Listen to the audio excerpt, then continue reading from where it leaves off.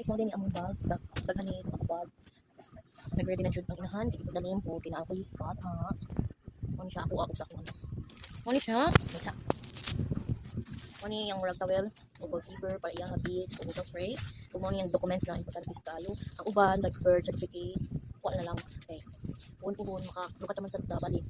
Mga importante na jud. Emergency kit or medicine kit. Diha, betadine, ointment, so usara man ang power bank. Ayun, ilang mga ni kanina, medyas. Kung nag-ano si kong underpants. Kung ako na lang ni, usa ka pantalon, usa ka pajama. Kung bilang nakapakita bra and panty.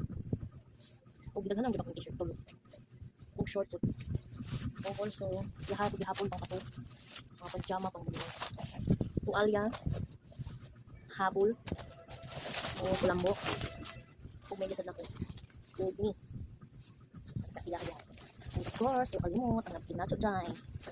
Muna akong part 1 sa akong bag. Kung gusto sa pinapabalik, Naapa man di ay nalimot ko. Naadiri ang kini sa iya hagihapon. Manzanilla and baby oil. Thermometer.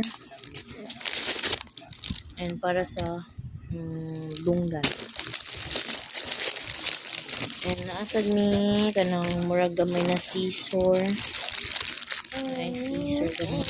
And that's all para sa bag na isa later na sa ikaduhang bag. Akong second bag.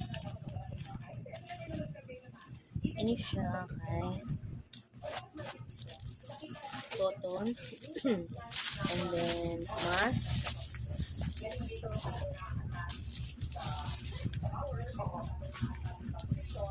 Buko na yan sa iyang needs na ito wipes, tissue, and then pampers, and gatas niya, alcohol,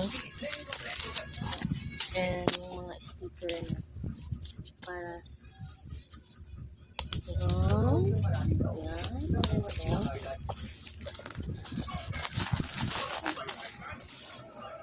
yan. Pero sa isang bag ko, bitaka ko ID and phones. Tapos, just in case, siyempre madami na, magkakaroon kayo, bakit ang dami kong dala. Nandiyan naman si mama at si papa. Ito yung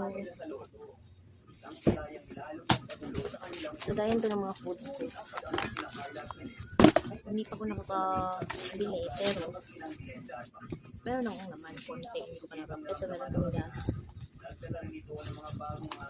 Ipapabit dito pa sa mga ito, may at baka ma-additional ko ito po, maka-tumpra ko or makapalit. That's all.